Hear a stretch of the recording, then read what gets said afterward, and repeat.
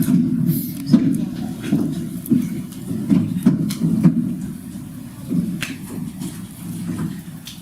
joined by our 2025 Missouri Valley Conference Tournament champions from Murray State, head coach Rochelle Turner, Caitlin Young, and Haven Ford. A couple of notes real quick before we get started.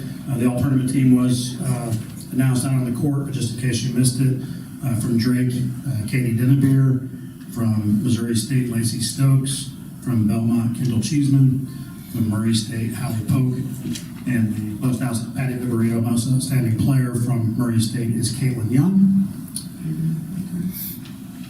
Murray State's 265 points in the tournament is a tournament record, breaking a mark previously held by Drake, set over 4 games in 2007. Murray State also set the tournament record with 35 three-point field goals, topping the previous mark of 33 by Evansville in 2015. And Caitlin Young's 77 points in the tournament, tied for the 5th best total in tourney history, 3 of those by Jackie Stiles. Go ahead and open it up for opening comment from Coach Turner, and then we'll begin with questions. Well, first of all, I just want to talk about how much respect we have for Belmont. Coach Brooks is an amazing coach, amazing leader. He's somebody that I've looked to from the beginning. He's always been so supportive, and we came in the league together, but in the OVC, you know, they were who you wanted to be. So it's kind of who you wanted to emulate in the OVC. And then as we moved to the Valley together, I was like, of course, you know, they're going with, you know, we're going together. But they're just an exceptional program, and he's such a great coach and just an amazing man. So I want to give them all kinds of credit. They've got a lot of great players. God doesn't put you in positions that he doesn't prepare you for.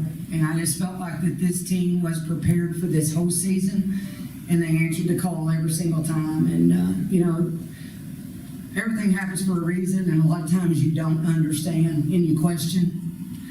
But the plan is the plan if the work is the work. And this team deposited day after day. And so for them to be able to get this return today is huge. I'm so proud of them.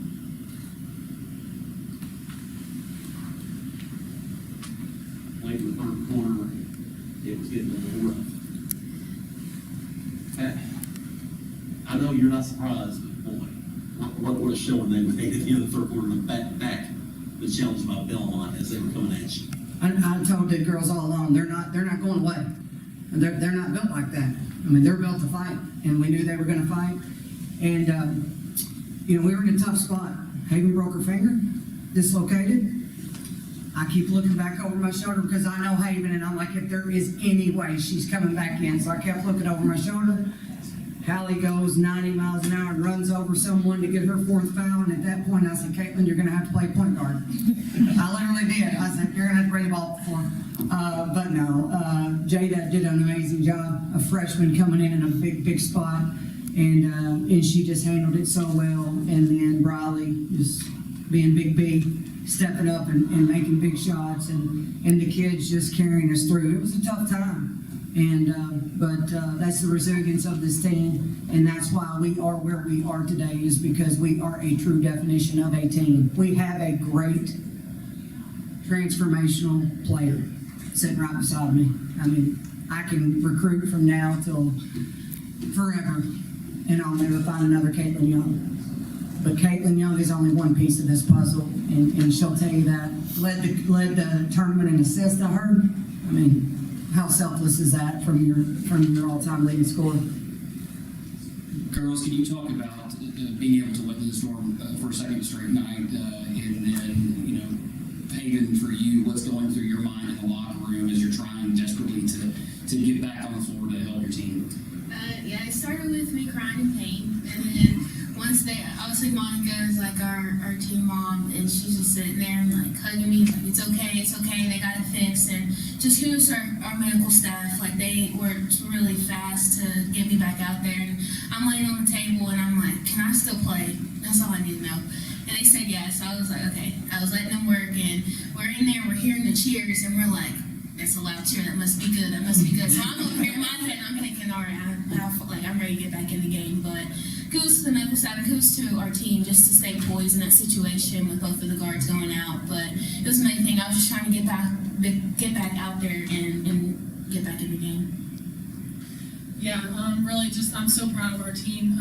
I mean, like we said, Jada stepped up when Hallie and Haven were out, and I mean, it was rough during that time, but we were able to kind of keep poised during that time and just weather the storm. Coach Turner said it, we're resilient. We've been it all year, and that's kind of what it's kind of like our motto, honestly. So just being able to get through the hard and know that there's something great on the other side. Get to the action itself, the stat that's really jumping out to me, they were 2 of 21 from 3 today. You've been trying all year to stop them from 3. You finally did it today. Yeah, it was a total game plan. And, I want to give a huge shout out to my assistant coaches. The scouts this week have been unbelievable. They have worked tirelessly. None of us have slept. And just had a great game plan after great game plan. So I want to give them all the credit. And you're only as good as the people around you. And I have really great people around me. But we had to take away the 3. And we knew we were going to give up some post touches and some easy 2s, but we felt like we could score enough. And we just did a great job of communicating and guarding the 3-point line. We don't get talked about very often about defense. We even have players on the other team say they don't want to play defense. They don't want to play defense. I mean, we usually get ridiculed about our defense more than anything, but we're an offensive basketball team. This week, we were a defensive basketball team. So not only did we score, we were able to get the stops that we needed to, the big rebounds that we needed to, and it was just their total focus and lock-in, and they just played with a perfect effort all week, and that's all we've ever asked. Ladies, congratulations to start for winning the tournament. Can you guys just talk about what it meant to have Racer Nation pretty much in full force at this tournament today? I know people talk, if they make it to Sunday, we're going to show up, and you left them no choice but to come today. So just talk about what it meant to have all them today and to have that backing and going into the NCAA tournament. It was amazing. I mean, absolute game changer. You look up over there, and I mean, 60 minutes before the game, people were still coming down. And it's amazing to see them out there. And I mean, no words, honestly. They're just amazing, and I appreciate them so much. I'm so glad they were able to show out, and they made a huge difference. And playing out there, you can feel a difference. Like, we feed off their energy. When we need to stop and they're staying up on their feet and it's getting loud, it just gives you like that extra motivation of just locking in on both sides of the ball. But it was our 6th man, and it was great to see everyone come out, feel basically that whole side, and just the way that they were into the game and stood behind us. It made a huge difference. Coach, 8 years ago, when you took over this program, did you envision this moment of being able to win a conference tournament and send this team into the second ever NCAA tournament trip? You always envision the moment. You're just not sure how you'll ever get there. And we were making waves in the OVC, and I'll never forget when I got the news. And I was very familiar with the Missouri Valley and how good the Missouri Valley was. And at that moment, I said, I don't know if I'm up for a rebuild. I mean, it's just, you put so much time and effort, and then you're starting over. But I can't give my husband enough credit.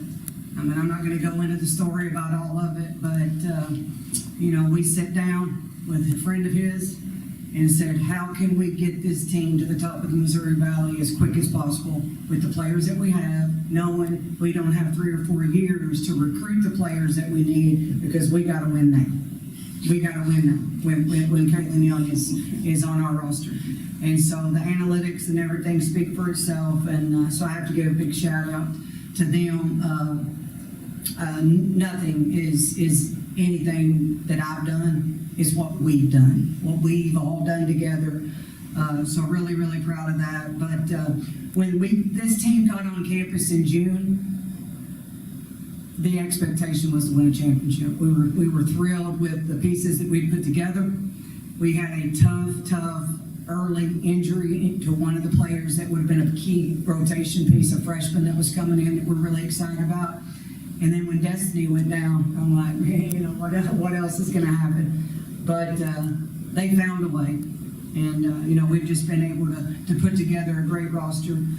The thing I'm most proud of with this basketball team is the human beings that we have in this program. just second to none individuals, selfless, love Murray State, and that's what it's about.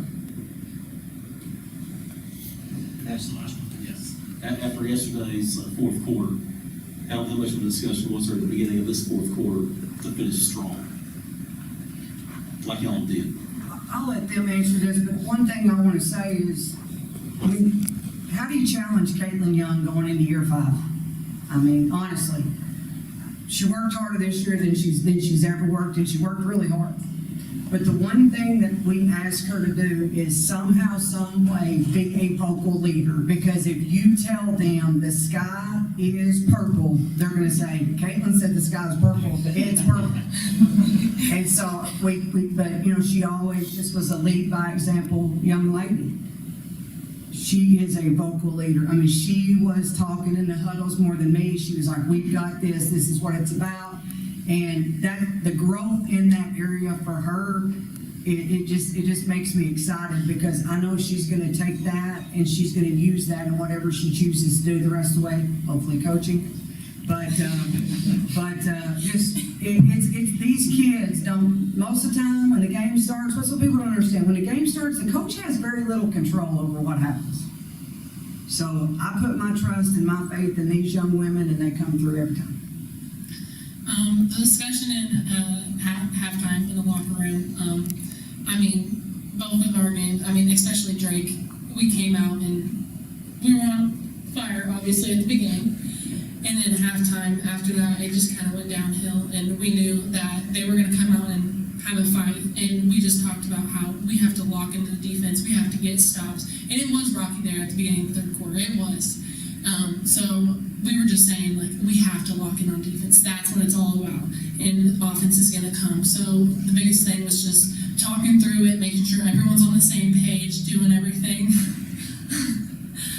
Yeah, that was kind of the discussion during halftime. It also goes into our huddles. Like every time we're huddling up, or somebody's saying something like, guys are good, like sustain it, stay focused, stay locked in. Even we just hit a big shot and it's a timeout and we then celebrated. We're like, all right, time to lock back in. So like we were so locked in until the buzzer hit 0-0, because we knew how fast things can change and how we start to let up, how bad that can get. But we were just all locked in, making sure that we were motivated even when shots wasn't falling. We're like, you're gonna shoot the next one, confidence, we're good. So I mean, that's the big growth from last year, is we're all communicating, we're all locked in, we're all picking each other up, and those are like the little things that people may not realize or see, but it does go a long way. The last thing I would like to say is just so appreciative of the Missouri Valley Conference, so appreciative of our administration for fighting hard to get this tournament here in Evansville. For us to be able to do this at the Ford Center, basically a home crowd for us, it felt like. So I just want to say my appreciation. The Missouri Valley is a class act conference, and just very appreciative of everything that was done to get this here. Thank you so much. Thank you. Congratulations. Good luck next week.